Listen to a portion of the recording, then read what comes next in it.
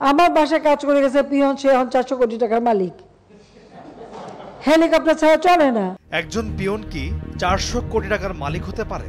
এমনটা ভেবে অনেকেই হয়তো বিস্মিত হয়েছিলেন। তবে বাস্তবতা হলো, শেখ হাসিনা সরকারের বহুল আলোচিত সেই পিয়ন 400 কোটি টাকার মালিক জাহাঙ্গীর আলম এখন যুক্তরাষ্ট্রে রয়েছেন। তাকে নিউ ইয়র্কের বাংলাদেশ কনসুলেট কার্যালয়ে সম্প্রতি দেখা গেছে বলে প্রমাণ দিয়েছেন প্রবাসী সাংবাদিক জুলকান নাইন শায়ের। বাংলাদেশ সময় 5 ডিসেম্বর বৃহস্পতিবার ভোরে নিজের ফেসবুক পেজে দেওয়া এক পোস্টে এই তথ্য জানান তিনি। সেই পোস্টে জুলকান নাইন লিখেছেন, বহুল আলোচিত শেখ হাসিনার পিয়ন জাহাঙ্গীর আলমকে স্থানীয় সময় বুধবার নিউ ইয়র্কের বাংলাদেশ কনসুলেট কার্যালয়ে বেশ কিছু ডকুমেন্ট পাওয়ার অফ অ্যাটর্নি করাতে অপেক্ষমান অবস্থায় দেখা যায়। 400 কোটি টাকার বেশি লোপাট করে পরিবার সহ আমেরিকা পাড়ি জমানো জাহাঙ্গীর এ সময় কখনো টুপি পরে নিজের মাথা সহ পুরো মুখ ঢাকার চেষ্টা করছিলেন, কিন্তু গোপন ক্যামেরায় তিনি ঠিকই ধরা পড়ে যান বলে উল্লেখ করেছেন জুলকান নাইন।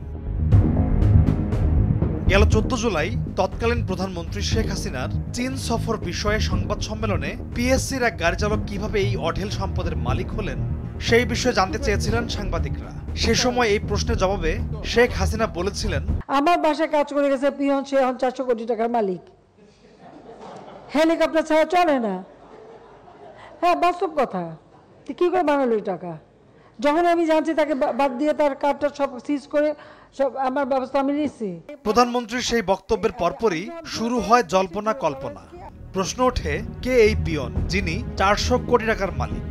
এরপর জানা যায়, জাহাঙ্গীর আলম নামের সেই পিয়নের গ্রামের বাড়ি নোয়াখালীর চাটখিল উপজেলার নাহারখিল গ্রামে। 90 দশকে তৎকালীন বিরোধী দলীয় নেতা শেখ হাসিনার বাড়ি সুধা সদনে আসা দলীয় নেতাকর্মীকে পানি পান করানোর কাজ করতেন তিনি। আর তখন থেকেই এই জাহাঙ্গীরকে নেতাকর্মীরা পানি জাহাঙ্গীর নামে চিনতেন। এরপর প্রধানমন্ত্রীর গণভবনে যাতায়াতের সুযোগ পান জাহাঙ্গীর আলম, আর তারপর থেকেই যেন আলাদিনের চেরাগ হাতে পান তিনি।